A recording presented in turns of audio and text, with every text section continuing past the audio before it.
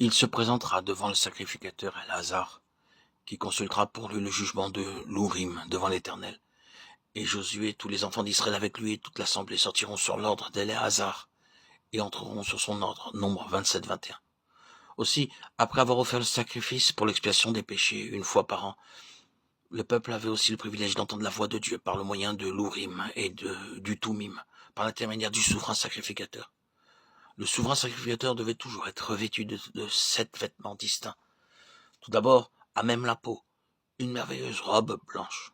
Par-dessus cette robe blanche, une robe bleue avec des clochettes et des grenades brodées sur le bord tout autour. Sur la robe bleue se portait le merveilleux éphod aux 5 couleurs. Par-dessus l'éphod, on revêtait le pectoral en pendentif sur la poitrine avec 12 pierres très précieuses.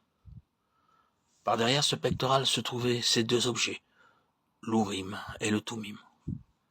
Sur sa tête, il y avait une tiare avec une lame d'or sur le devant, en guise de diadème. Au moyen de ces 2 objets appelés Ourim et Toumim, situés derrière le pectoral, le souverain sacrificateur pouvait entendre la voix de Dieu et répondre aux questions de ceux qui s'approchaient de lui pour connaître la volonté et le plan de Dieu. Jusqu'à nos jours, personne ne sait de quelle manière fonctionnaient ces 2 objets, Ourim et Toumim.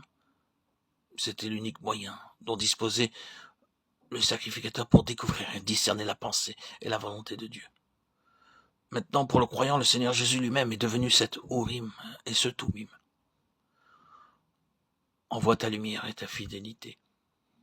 Qu'elle me guide, qu'elle me conduise à ta montagne sainte et à tes demeures. Psaume 43:3.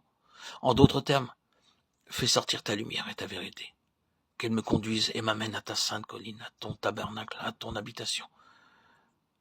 J'irai vers l'autel de Dieu ma joie et mon allégresse, et je te célébrerai sur la harpe, ô Dieu, mon Dieu.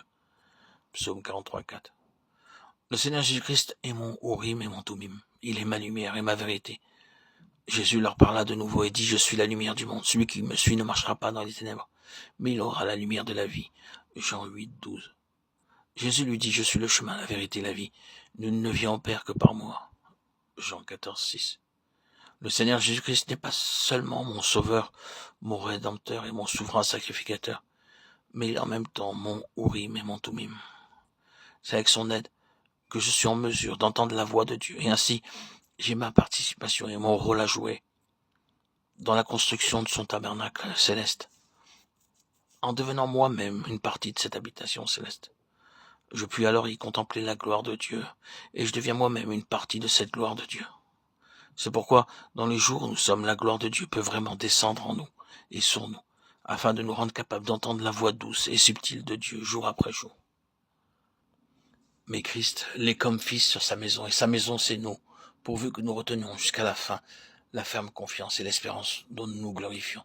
C'est pourquoi, selon ce que dit le Saint-Esprit, aujourd'hui, si vous entendez sa voix, Hébreux 3:6-7.